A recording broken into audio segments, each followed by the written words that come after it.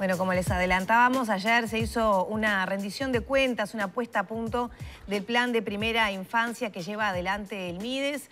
Para conocer los detalles recibimos a la directora de Desarrollo Social de este ministerio, Cecilia Sena. Bienvenida. ¿Cómo estás? Buenos días, Lorena. Buenos días, May. Muchas gracias por recibirme. Gracias. Cecilia, antes de repasar los instrumentos que se están trabajando, me gustaría conocer una evaluación, una valoración de cómo está la situación de la primera infancia en Uruguay después del momento difícil que significó la pandemia. Bueno, claramente la primera infancia y sus familias durante la pandemia sufrieron afectaciones.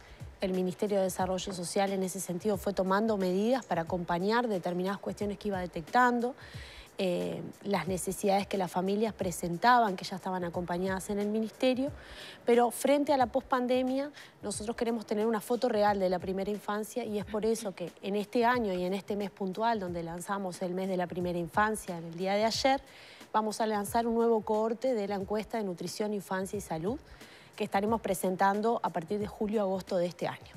Para tener una foto real de los niños de 0 a 3 años en este contexto de salida de pandemia, ¿no? Porque si bien teníamos datos relevados por esta misma encuesta, pero pertenecen al año 2018 y consecutivamente los cohortes fueron en crecimiento con la edad, queremos esa foto real de los nacidos durante esta pandemia. Ahí nos va a permitir a nosotros tener una imagen más clara en la toma de decisiones de política pública. Pero asimismo, con las familias con las que ya trabajábamos, nosotros fuimos detectando realidades y necesidades que muchas veces, incluso en este propio programa, yo manifestaba. Situaciones donde se presentaban mayores índices de violencia intrafamiliar, situaciones de necesidades de apoyos alimenticios, o de poder estar en cercanía con esas familias acompañando el poder lograr los controles de salud, la reinserción nuevamente al sistema educativo, la inclusión nueva al sistema educativo de aquellos que ingresan por primera vez, ya sea para un centro de cuidados de primera infancia para CAIF, como de los otros miembros de la familia, porque hay que entender que si bien nosotros tenemos un programa abocado especialmente con prioridad en la atención a los niños de primera infancia y a las embarazadas, el núcleo familiar también es visto por nuestros operadores y por tanto se hacen acciones sobre esos miembros también. ¿Y cuál es el plan que se tiene en base al análisis de esos datos? ¿Ya se está pensando en cómo empezar a combatir alguno de esos aspectos? Bueno, nosotros cuando fuimos detectando lo que fuimos trabajando, y fue en conjunto con el Ministerio de Economía, con la OPP, con el INAU, fue fortalecer las políticas públicas de primera infancia y en base a eso fue que llega la rendición de cuentas y hay un incremento vinculado a las políticas de primera infancia. Y en ese sentido nosotros diagramamos un plan de primera infancia de nuestro propio ministerio que consta de unas 5 líneas que están vinculadas a una transferencia monetaria que es el bono crianza. Ayer lo mencionábamos, comenzó el 1 de enero y hasta el momento lo reciben 28.518 niños de 0 hasta 4 años. A su vez, paralelamente, iniciamos un proceso de aumentar la cantidad de respuesta territorial por las demandas que tenemos en el territorio, familias que nos derivan con situaciones de riesgo social y sanitario, y en ese sentido ampliamos de 160 localidades a pasar a 200. Eso estamos en proceso para poder generarlo para este 22. A su vez venimos trabajando con ACE la presencia de nuestro ministerio en las maternidades para una captación temprana de las situaciones de vulnerabilidad. Lo decía ayer el ministro Lema, nosotros lo repetimos, hay que tener una foto no solo de salud al momento que nacen los niños, sino también una foto del riesgo social que presentan real, aplicando... Eso nos hacía ya con Uruguay Crece Contigo, que era, digamos, un abordaje ya desde la embarazada y un acompañamiento no solamente desde la salud, sino socioeducativo, con materiales, con acompañamiento. Sí, se hace desde Uruguay Crece Contigo. Se hace un refuerzo. Es un refuerzo. Es un refuerzo en el lugar del sistema de salud. Porque entendemos que muchas veces, si no son derivadas a nuestro propio ministerio o no son captadas en los territorios, puede que quede alguien excluido de estas respuestas. Entonces, en ese sentido, lo que nosotros tenemos que hacer es tratar de tener la mayor cantidad de presencialidad para que quien esté por fuera de lo que son las prestaciones, los derechos, los acompañamientos familiares puedan tener ese beneficio. O sea, para entenderlo, el diferencial es que el MIDES se hace presente en las maternidades para captar tempranamente. Sí, eso es un diferencial y aplica ahí un índice de vulnerabilidad, un formulario de vulnerabilidad que va a permitir conocer la situación de vulnerabilidad socioeconómica de la familia y a su vez rápidamente articularlo a las prestaciones y a los derechos que tiene esa familia. ¿Y cuándo empezaría como a implementarse? Nuestra proyección de implementación es para julio de este año, con el ingreso de 130 técnicos que tenemos y que estamos trabajando con salud, poder firmar el convenio lo antes posible. Es un convenio que tenemos con ACE ya preparado, con el Departamento de Niñez de ACE, que venimos trabajando, porque ahí establece claramente las potestades de cada uno, las funciones que tiene el Ministerio de Desarrollo Social dentro de la salud y cómo fortalece la respuesta sociosanitaria, porque hay que pensar que a las políticas de primera infancia tiene que tener mirada integral. No es ni la salud por un lado ni lo social por el otro. Entonces, tenemos muy buenas voluntades todos y todos vamos trabajando en son de mejorar las respuestas hacia los niños y hacia las mujeres embarazadas, pero a veces tenemos que sentarnos a pensar cómo fortalecemos, no hacer esfuerzos individuales que a veces pueden quedar perdidos y no logran el efecto que hoy está precisando la gente. Y eso es lo que nosotros queremos. ¿Por qué cuesta tanto? Porque hace años que estamos hablando de eso, ¿no? De dificultades en la coordinación, desde antes de este gobierno incluso, en la coordinación entre, digamos, las diferentes secciones del Estado. Bueno, es una buena pregunta. La articulación estatal es un tema, la interinstitucionalidad. Si bien nuestro país tiene una fortaleza brutal en las instituciones, y cuando me refiero a instituciones me refiero al mundo público y al mundo privado, a la sociedad civil organizada, donde siempre se trata de lograr una respuesta. Pero hay mecanismos que tenemos que trabajar y también dentro de las líneas que hoy mencionaba están los sistemas de información que tienen que ver muchísimo con esto. Nosotros hoy nos derivan familias, pero qué bueno sería si nosotros en un sistema ya las tuviéramos detectadas como con una alerta naranja o una alerta roja. Entonces, para eso, donde nacen los niños, donde las embarazadas se están controlando, tiene que dialogar directamente con nuestro ministerio. Con ACE se viene haciendo un trabajo hace muchísimos años. De hecho, nosotros seguimos adelante cosas maravillosas como lo es el policlínico móvil que recorre zonas metropolitanas y parte del país haciendo control de ecografías a mujeres embarazadas a distancia, pero tenemos que fortalecer. Y es un desafío que tiene el Estado, ¿no? Un desafío de generar esa ventanilla única donde la persona no tenga que ir a golpear 10 puertas diferentes para encontrar la solución frente a sus problemas. Cecilia, ¿de cuánto es el bono crianza? ¿Qué cantidad de dinero perciben las familias? Las familias perciben sobre la asignación familiar de Plan Equidad que ya tienen un monto mayor a 2.000 pesos sobre lo que ya cobraban. ¿Por niño? Por niño. Lo reciben por niño. Nosotros ahí estamos diagramando, ya está diagramado y ha empezado a trabajar en poder llamar, acompañar de forma, mediante una metodología híbrida que es de teleasistencia a 2.000 familias, acompañándolos con información socioeducativa, con información sobre esa familia, relevamiento, familias que teníamos en espera dentro del propio ministerio, acercarnos con esa metodología para que luego un equipo de territorio llegue a ese hogar con un capital ya más avanzado sobre la realidad de esas personas y que no estén esperando tanto, ¿no? O sea, a mí siempre me preocupó cómo esto de derivo una situación que entiendo que es de riesgo y si no hay recursos, nadie llamó. Nadie, ¿no? Entonces ahí empezamos a trabajar cómo, si no podemos presencialmente porque nuestros equipos están a tope, ¿qué otras metodologías podemos usar? Y ahí la pandemia nos dejó cosas maravillosas, como que las herramientas de tecnología son un modelo que no significa que no exista la presencialidad. En lo que tiene que ver con la pobreza infantil, los últimos datos del INE, más allá de algún análisis de un lado o de otro, tienden a señalar que creció en nuestro país, sobre todo después de la pandemia, más allá de un 2021 que, bueno, tuvo un poco más de aire en el sentido económico y social. Pero, ¿qué abordaje se puede hacer desde el MIDES justamente con esa situación, ¿no? Más allá de esos bonos y de esa presencia interinstitucional en el lugar, ¿no? Y sobre todo las maternidades. La pobreza es un tema estructural también, ¿no? Y nuestro país ya traía altos índices de pobreza, que es estructural, y nosotros cuando tomamos el gobierno en el 2020, no me gusta repetir el término que todos repiten, pero que es la realidad, heredamos una cantidad de pobres que tuvimos que además sumarlos a una realidad de la respuesta de pandemia.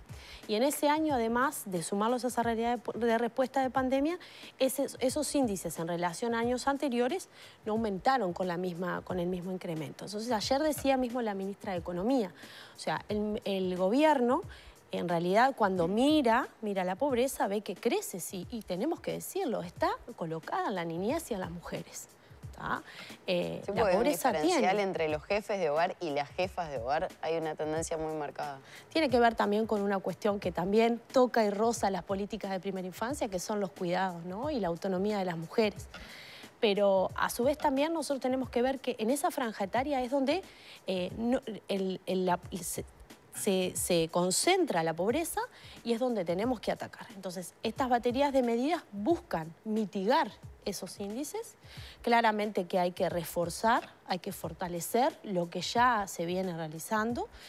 Tendremos a mitad de año una evaluación puntual de cómo viene impactando este bono crianza en estas familias, que el año pasado lo percibieron como refuerzos y el año anterior también, porque desde que surgió la pandemia lo que se hizo fue reforzar transferencias, acompañar con canastas de alimentos. Nosotros evaluaremos cómo viene impactando a las familias y en las familias que están acompañadas, o sea, cómo este diálogo de te doy una transferencia, te acompaño con la transferencia, cómo impacta la vida de esas familias, ¿no? Porque estamos convencidos que no es solo con la transferencia que vamos a salir de estos índices y que vamos a salir de esa realidad. Eso quería ir, con el tema de que siempre se habló mucho de esa política de asistencialismo únicamente. ¿Hay una contraprestación que se le va a pedir a esa familia, un seguimiento, sea en asistencia médica, en documento de identidad, asistencia escolar? La realidad es que uno no lo denomina como contraprestación, pero la familia ya cumple cuando inicia, por ejemplo, un programa de acompañamiento como lo es Uruguay Crece Contigo o cualquiera de los modelos que hacen acompañamiento familiar dentro de nuestro ministerio. Lo primero que nuestros equipos hacen es abordar cuestiones básicas como la identidad, como los controles de salud, como la asistencia a la educación. Y todo eso está garantizado en los sistemas del ministerio. Nosotros sabemos cuántas personas de las que acompañamos logramos incluir en el sistema educativo, cuántas de las personas que acompañamos les generamos el documento de identidad o ya lo tenían cuando iniciamos el proceso. Pero no lo denominamos contraprestación. Es un pacto que se hace con las familias para trabajar. Entonces, sí hay que tal vez romper con ese mito de la contraprestación como que se controle la salud. La familia ya lo está haciendo. Capaz que es un error nuestro, los hacedores de política pública, no decir que cuando están acompañadas, todas estas cosas se están dando. Los equipos están trabajando. Yo siempre pongo un ejemplo que la gente desconoce. Cuando nosotros hablamos de un control de embarazo, muchas veces no es nosotros vamos y llevamos la embarazo. Muchas veces es ese pacto de conseguimos la hora que no había podido conseguir en determinado lugar, te esperamos ahí, entonces está el equipo en el Pereira, la espera, ella cumple en llegar sola. No es que todo se le dé a las personas, se busca empoderar esa cuestión de ese pacto que se genera en ese trabajo que hacen los equipos con las familias. Entonces, si algunos quieren denominar a esto contraprestación, bueno, sí, se están cumpliendo.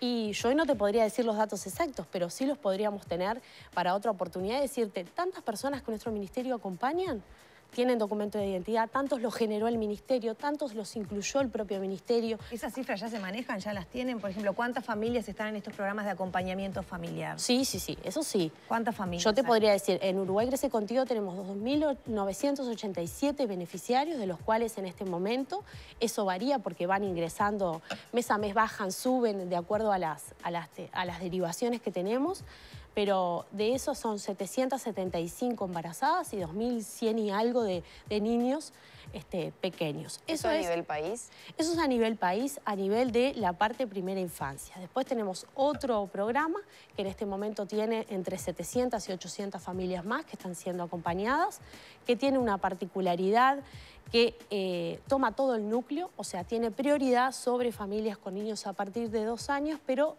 trabaja con todo el núcleo. Si viene una familia que está constituida por una persona mayor y su hijo, y es un adolescente, pero el índice de vulnerabilidad realmente requiere nuestra presencia, es tomada por nosotros. O sea, que en ese sentido el ministerio está tratando de fortalecer eso. Y cuando hablamos de incrementar localidades e incrementar técnicos, hablamos de incrementar cobertura en esas familias, de ampliar la cantidad de beneficiarios que tenemos. Se sumarían 130 técnicos en el correr del año. ¿Son suficientes para todo el país, para la situación que se está viviendo? En la proyección que nosotros tenemos para estas derivaciones que recibimos, estaríamos hablando de que tendríamos una respuesta acorde a una realidad en el momento que lo planificamos. Las realidades no son siempre continuas. Muchas veces hay contextos coyunturales que nos hacen trastocar las decisiones. Y tal vez a mitad de año les esté diciendo que preciso más. Ojalá precise menos, pero... ¿Cómo es la situación Montevideo respecto al interior, ¿no? Porque el interior también tiene situaciones bastante complejas, zonas fronterizas, zonas alejadas de los centros más poblados. Bueno, claramente que la zona metropolitana es de la zona con mayor vulnerabilidad, donde nosotros tenemos mayor cantidad de familias atendidas y derivaciones de las instituciones, pero el interior del país se ha modificado y ha cambiado. Y el programa recibe demandas. La diferencia es que los arreglos locales de respuestas en las localidades más pequeñas son diferentes. ¿Y a qué me refiero con esto? Muchas veces hay respuestas locales que se construyen desde tanto nuestro ministerio con la presencialidad como las intendencias y demás, donde tal vez uno ve que las realidades pueden ser distintas, pero también hay personas en situación de pobreza y también hay personas que requieren de nuestro ministerio. Sin duda hay departamentos donde el contexto de ese departamento, como lo puede ser Artigas, como lo es Artigas, como lo es Salto, como lo es Paysandú, que a su vez también hoy son departamentos en donde la desigualdad ha crecido. Ahí hay una amplia demanda y es donde nosotros también incrementamos mayor cantidad de presencialidad, porque la proyección va de acuerdo a la realidad que nosotros tenemos como país, o sea, donde nosotros identificamos que está la población que requiere nuestra atención, pero a su vez también tenemos demandas y la respuesta tal vez del Estado y de la sociedad en su conjunto requiere mayores esfuerzos. Cecilia, tú decías que a veces hay demoras, una vez que se deriva una familia o alguna situación, ¿demoras de cuánto tiempo? Bueno, esas demoras bastante tristes, diría yo. Cuando yo ingresé en el 2020 tenía familias derivadas del 2018 que nunca se habían llamado, nunca se habían tomado. ¿Y ahora cuánto? Y estábamos hablando en ese momento de 2.900 familias. Que estaban esperando desde que estaban esperando. Más de 2 años. Ahí tomamos la decisión de implementar este modelo de teleasistencia para poder llegar rápidamente a hacer un rastreo, por decirlo de alguna manera, del estado de situación, primero con nuestros sistemas, porque tal vez podrían haber entrado en otro de los programas del Ministerio. Hay que también ser muy claros que las personas cuando presentan vulnerabilidades y problemas se mueven de un programa a otro, pueden ingresar por una situación de embarazo, de riesgo, de falta de control, pero luego quedar hasta en una situación de calle e ingresar a un centro de protección. Entonces nosotros previo a llamarlos teníamos que chequear, bueno, en el tiempo en el que este programa o esta dirección no dio respuesta, ¿qué pasó en la trayectoria de vida de esta familia? ¿Volvió a golpear la puerta de nuestro ministerio? Y efectivamente muchas de ellas sí. Muchas de ellas sí, muchas de ellas eran ya beneficiarias en ese momento de las medidas que se estaban tomando de pandemia y de cierta forma nos fuimos acercando. Pero es un número que durante la pandemia además creció y hoy estamos en un total de 4.800 que tenemos que poder llegar.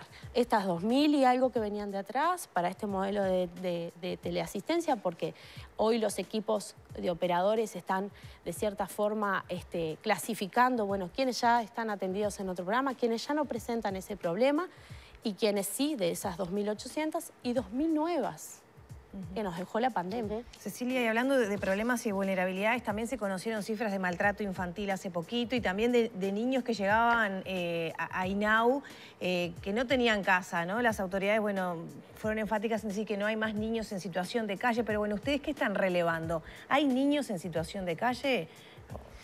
Nosotros no tenemos datos desde mi dirección de niños en situación de calle. Cuando hablamos de situación de calle, me parece que es importante explicar el término. Son personas que no tienen casa, ¿no? Que duermen en la calle. exacto. Que pueden dormir en refugios del MIDES y rotando. Ahí hay una diferencia, ¿no? Cuando se conocieron esos datos de esa nota, que además mi compañera Fernanda Auesper, que es quien tiene la Dirección de Protección y da las respuestas en este sentido, enseguida nos comunicamos porque claramente tocaba la niñez y la niñez es muy cercana a las respuestas que da mi dirección. Fernanda fue muy clara conmigo en decirme, Cecilia, nosotros tenemos como prioridad siempre el ingreso de mujeres u hombres con niños a las respuestas que tenga protección para que no queden en calle. Las situaciones que pueden quedar en calle si nosotros no diéramos respuesta. Y tal vez la realidad es que porque no tienen una vivienda, no tienen un hogar o sufrieron una situación puntual que los llevó a estar en ese contexto. Pero situación de calle, diciendo que los niños están durmiendo en la calle, no. Que sí vinieron a golpear la puerta del ministerio en busca de una protección para no caer en eso, sí, eso sí. Pero aumentó la cantidad de, digamos, de adultos con niños o niños que requieren esa asistencia, que no tienen dónde pasar la noche y terminan en un refugio, aunque se les dé respuesta. Los números fueron siempre altos desde que nosotros ingresamos. Cuando conversábamos, porque nosotros tenemos nuestros diálogos entre direcciones, trabajamos de forma complementaria. De hecho, el área de Uruguay Crece Contigo está fortaleciendo la respuesta de primera infancia en los centros de mujeres con niños, los dos centros que se inauguraron en el 21, el Zorzal y el Hornero. Y Fernanda siempre me transmitió que esto era una preocupación para ella. El aumento de mujeres con niños, muchas veces, mujeres que no necesariamente a veces eran sus propias madres, ¿no? Abuelas, personas referentes de familia, hombres con niños a cargo, y fuimos tratando de dar una respuesta conjunta, porque previamente no existía esa respuesta conjunta. No existía la mirada de primera infancia en los centros de protección de mujeres con niños. De hecho, estos centros son nuevos e innovadores. A ver, ¿cómo sería eso? Porque antes había, por ejemplo, refugios especiales con asistentes, con psicólogos que atendían esas necesidades, ¿no? De mujeres con hijos, mujeres en situación de violencia con niños.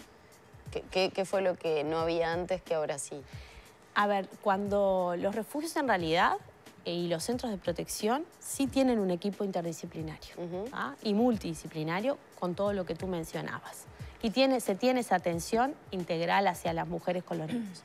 Lo que no teníamos era un diálogo interno dentro del ministerio. Los programas que hoy hacen mucho impacto y trabajan muy bien en el territorio, cuestiones de prácticas de crianza, cuestiones de violencia intrafamiliar, controles de salud, controles de embarazo, aspectos nutricionales, de alimentación, desarrollo y juego, que es toda la parte de Uruguay Crece Contigo, no estaba incluida en la mirada de la respuesta de esos centros. Y eso lo incluimos nosotros. Con la directora Fernanda Auesper lo que dijimos fue, pongamos un equipo de Uruguay Crece con esa mirada a trabajar dentro de los centros del ministerio. Esa es la innovación. Entonces, hoy los dos centros, ejemplo, que tiene el ministerio, que son el Zorzal y el Hornero, cuentan con una dupla Uruguay Crece Contigo. ¿Qué modifica? Fortalece la respuesta.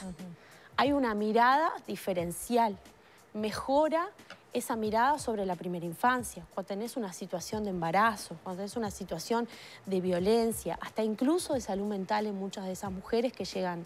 O sea, me quedo con la idea de que se aumentó la necesidad, o sea, hay más niños en esa situación, pero mejoró la respuesta que se les da cuando llegan. Sí, el ministerio no solo mejoró, incrementó la respuesta.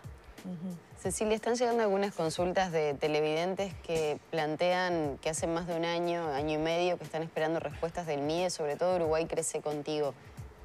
¿Qué información le podemos dar? ¿A qué lugar recurrir? ¿A qué teléfonos de repente comunicarse para que tengan sí una respuesta teniendo en cuenta esas demoras a las que estaba haciendo referencia?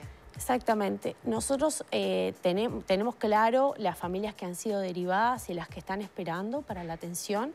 Por eso es nuestra urgencia y nuestra necesidad de que toda la batería de políticas de primera infancia y que la inversión llegue a esas personas y de incrementar la capacidad de respuesta, ¿no? Ayer lo decía la ministra de Economía, el Ministerio de Economía tiene la función de dar los recursos, el Ministerio de Desarrollo de programar cómo hacer la distribución de los mismos y mejorar los mecanismos. Las derivaciones nosotros las tomamos, muchas de ellas por la página web del Ministerio. Hay un formulario puntual que es de Uruguay Crece Contigo. Me supongo que quien envía el mensaje ya debe haber postulado. Cuando se postula se le llega una devolución con un correo, con un teléfono, por lo tanto puede comunicarse a esa devolución que tuvo de teléfono y si no al 0800 del Ministerio, a la cual la van a dirigir rápidamente al equipo central de Uruguay Crece y de acuerdo a la zona que corresponda a la atención. Cecilia, ya nos tenemos que despedir, pero no quería dejar sin mencionar tema educativo y bueno, también se había mencionado como de un retraso quizá en el ingreso o reingreso de niños pequeños al sistema educativo y el tema de nutrición. No necesariamente es un retraso. Nosotros en el sistema educativo, nosotros lo que trabajamos es que cuando se volviera de la pandemia del 100% no quedara ninguna familia perdida en que los centros no estaban a disposición para abrirse o que cómo llegar al mecanismo de inscribirse, ¿no? Entonces, ahí los equipos trabajan todas esas cuestiones, sobre todo lo que tiene que ver con Plan CAIF. Nosotros dialogamos muchísimo políticas de primera infancia de una institución con políticas de primera infancia de otra institución.